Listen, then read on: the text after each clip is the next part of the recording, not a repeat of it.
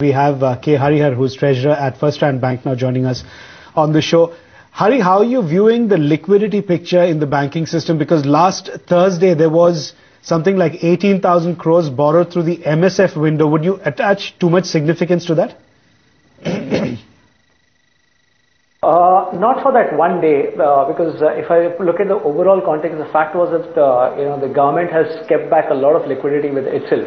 There's been a lot of surplus that they had. So while the last week definitely at peak we saw 1.5 lakh plus crores borrowed from the overall system, including the MSs, I think the situation seems to be coming quite under normal. We are probably going to end with about 85,000 crores of borrowing this week on an average. So I think the government spending seems to have resumed. And also the market's fears about an extra borrowing have kind of backed off a little bit. Earlier there were fears that we could have close to 50-60,000 crores of extra borrowing that could happen. But now it's very clear that the reiteration that we're going to be sticking to 5.3% for fiscal deficit number seems to be ringing a bit more true, and there is a logic to it that there is going to be a lot of expenditure management, which makes sure that the overall number may not go higher.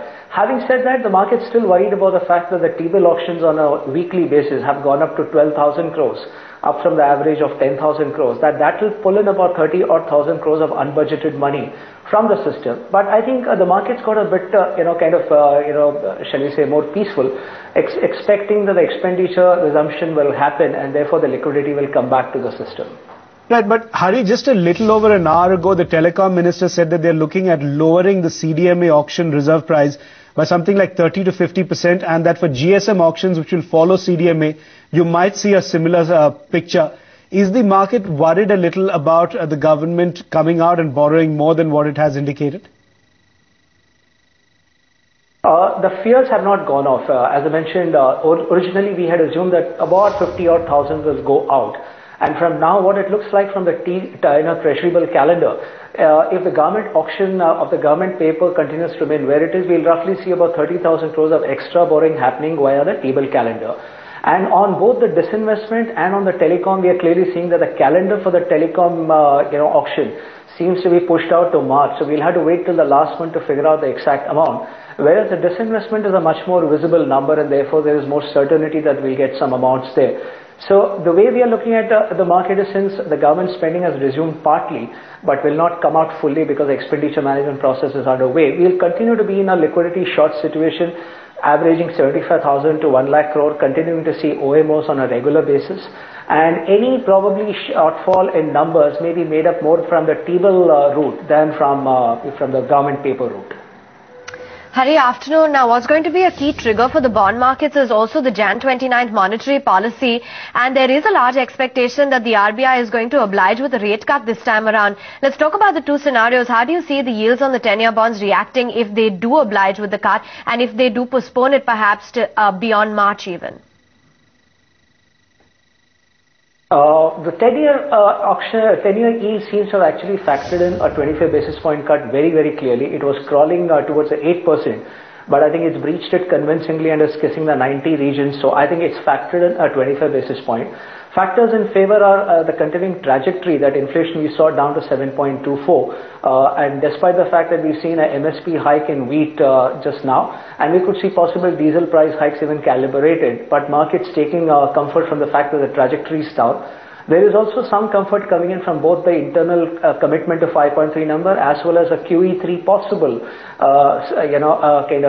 stoppage sometime during the year, which has already had its effect on the commodities where prices have come down substantially. So I think people are taking a 25 basis point for granted on a repo rate cut, nothing on the CRR, with the liquidity being managed purely by the OMOs. If it doesn't happen, you will clearly see yields going back to the 8% level. Having said that, I want to just say one thing, that the deposit growth rate in our country is consistently lagging the advances growth rate by a factor of about 250 basis points. This is not very sustainable, and therefore if you expect that the deposit rates and the lending rates will go below the retail price inflation, it's not a sustainable position. So I'm not too sure whether there is scope for doing much more cuts this year beyond maybe 25 to 50, but definitely I'm not in a 100 basis point camp. But Hari, would you say that to the extent that the yield on the 10-year bond is, as we speak, down to 7.9%, The market is fully priced in a quarter point cut on the 29th of January. And again, there is some expectation in the market that in the mid-quarter review, that's the one in March, we'll see another quarter point cut. So by year end, can we safely expect that the yield on the 10-year bond will be at 7.7, 7.75% levels? My sense is the first cut is a given, a 25 basis point cut January 29. I would be very surprised if it doesn't happen. I'm not too sure whether the second cut will happen because we'll have to follow the trajectory of inflation. And I've not seen forecasts of lower than 7% for March end. And therefore, whether it will justify cutting rates once more by another 25 basis point will be factoring in a whole lot of things. And I'm not too sure whether that will happen. So I'm still betting on 7.8, 7.9 region. And a breach of 7.8 will be contingent clearly on inflation numbers going down. Further, and that's not a very sure shot kind of thing.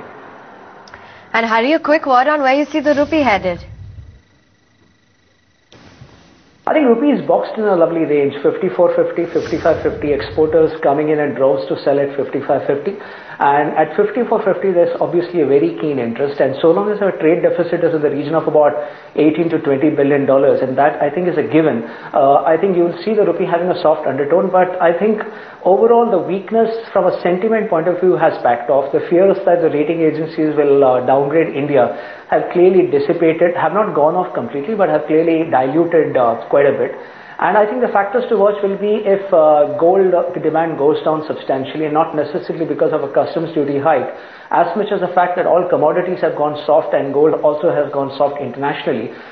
Then you'll see the gold demand backing off, and therefore it will be left to just the oil demand to play itself out, where again if a diesel price hike happens, you could see some moderation of demand happening. So I see the rupee boxed in a 54.50, 55.50 region.